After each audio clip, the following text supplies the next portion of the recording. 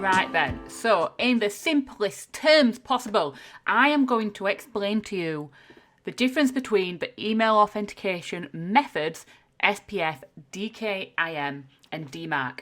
Now these are getting heard of a lot at the minute because of the fact that there's a new sender guidelines coming in for email, which I've spoken to in a different video, which basically tells people now from February 2024, if you don't have email authentication in place, then your emails will not get delivered through Gmail or Yahoo inboxes, and more than likely in the future it will include other inboxes as well. So I've done this video just to explain to people the difference between everything. So first things first, what happens is you've got three different methods of authenticating emails: SPF, DKIM and DMARC. Now these two here are what's needed for everybody. So everybody from February 2024 will need to have DKIM and SPF set up for email marketing. DMARC is only for people who actually sending over 5,000 emails on average per day. But it is recommended for people who want to send more. So if you are sending more than that, then not more than that. If you're not even sending that amount, it might be something you still want to consider, and you'll make that decision in a moment. So what is the difference between all these? Now, first things first, SPF. So SPF is basically, you know, when back in the olden days, we used to have to email people and say, please whitelist my IP address. Basically, that takes care of it for you. So if you were sending an email from MailerLite or ActiveCampaign, they are the server. MailerLite's the server, ActiveCampaign is the server. Let's just say that you have a proposal system, or you use Calendly, or anything like that. They're all the servers. So what happens is you need to basically, when you send an email, your SPF is basically whitelisting the IP addresses of your server to verify it. So let's just say that you have an email. So you can see we've got an email here. You're going to send it through a server. So it's going to go through a server, which could be, for instance, ActiveCampaign. Let's just say it could be Calendly. It could be MailerLite. It could be anything like that. So your email is going to go there. And what happens is the SPF is what basically makes that pass the test. And then when it goes to the email client, such as Gmail, etc., Gmail, Yahoo, Outlook, then what happens is the SPF tells the email client, this is authorized, this is authenticated. The SPF will say, yes, it's good. Now, the DKIM, that is the email content. So what happens is you have email content. So you have the email itself. So obviously the server will send that email over to the email client. And it's basically the DKIM is like a rubber stamp. It's like your own seal of approval. It's a digital signature. And it basically says, yes, this is a legitimate email. It has definitely 100% come from this person because it has passed the DKIM test. So that is what the DKIM does. So as you can see here, the SPF is the server and the DKIM is the email content itself. Now, as a bare minimum, this is what everybody needs to have in place by February 2024. Otherwise, if you send an email and either of these are missing, so let's just say the SPF's missing, but when you send an email, Yahoo and Gmail, etc., they're just going to be like, you know what, I don't really like this email, I'm probably going to go in spam, even if it's a legit email. And the same with DKIM. So this is why it's important. So what the hell is DMARC? So anyone can set DMARC up, and it is something that you need to set up, especially if you're sending over 5,000 emails per day.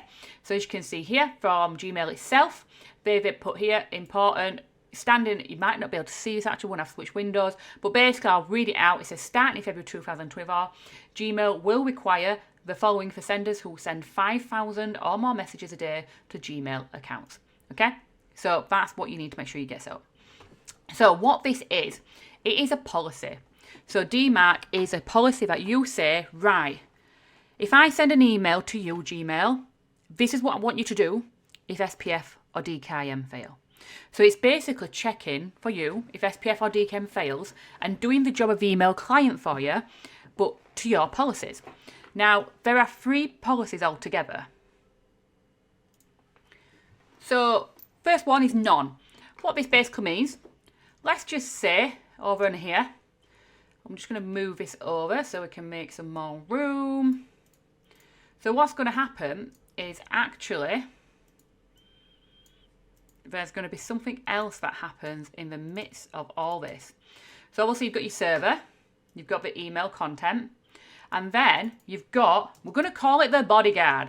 So your DMARC is basically your bodyguard. They are the bodyguard of your inbox. They are the bodyguard for any email that comes from your domain. So whatever comes from your domain name, they are your bodyguard. So what's going to happen is instead of the check happening on the email client side, the check is happening on your side. So it's actually going to check, has it got SPF? Has it got DKIM?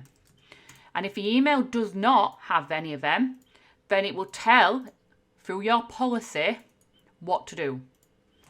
So your policy will tell the email client what to do.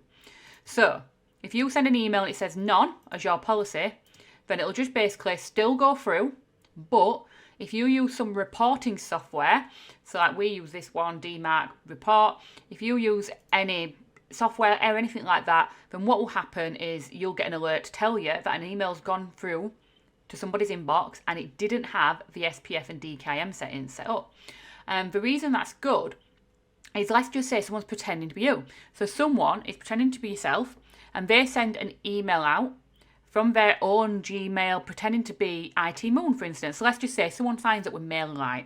They don't like me, or they're just these people, or for some strange reason they do all this spamming and stuff. So they go and register for MailerLite account under the IT Moon name. They wouldn't have set up SPF or DKIM because they don't have access to my DNS settings. So when they're going to send an email out from MailerLite, it's going to fail on these 2 checks. So this is basically my policy is going to alert me to say, yeah, that person, someone sent an email and pretended to be you. You might want to check it out. So you can check it out. But what you can also do is you can have policies that are quarantine or reject. So if you had the policy of quarantine, then it would mean if someone did pretend to be me and sent an email, then it would just put it into spam. Whereas if you had reject and someone tried to send an email and pretended to be me, it just reject it, so the email client won't even get it. And that improves your email reputation if you have quarantine or reject, because Gmail, Yahoo, etc., they love DMARC. If someone's got a policy in place and they're taking responsibility for their own emails, they love it. So it's more, well, not more likely, it is definitely going to get into the inbox because you've done the hard work for them, you've told them what to do with that email, and they respect that highly, and they've said that themselves, that if people have these, your email deliverability is going to be better, okay? So whenever you start with DMARC, you never really start it at the at quarantine or reject. And there's a few reasons for that. So generally when you're doing any emails, you could have several ones set up. So for instance, for me, we send emails through Gmail itself because we use Google Workspace. We send emails through ActiveCampaign as well. And we might have other stuff in the system as well. But let's just say we only set up DKIM and SPF for ActiveCampaign. So we only set it up for that. If we had put reject or quarantine in place, then that would have mean when our Gmail emails are going to go through, they're going to get quarantined or rejected. So you always start with none, because what you want to do is compile a report. So you'll have to use some external software to do this. And you'll basically compile a report that will basically say, over a month's time, for instance, or a week, all the different things, emails that are failing on SPF and DKIM.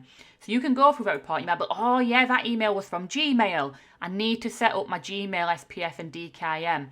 So by starting with none, enables you to identify the records that are missing, so you can set them up, and then you might up it to quarantine, and then you'd have a look again over your reports, see what's happening, and if you're happy, you'd set it up to reject. That's the whole aim, to get to reject. That's the one that we want to do. So that is basically, hopefully, something that you all can understand a little bit more about what the difference is. So SPF protects the server, DKIM protects the email content, and DMARC is your bodyguard. It is your personal bodyguard, and if you have a personal bodyguard, the email clients will improve your email deliverability even more. So hopefully, fingers crossed, that's helped. But any questions, please leave them in the comments. Don't forget to subscribe to us, and enjoy the rest of your day.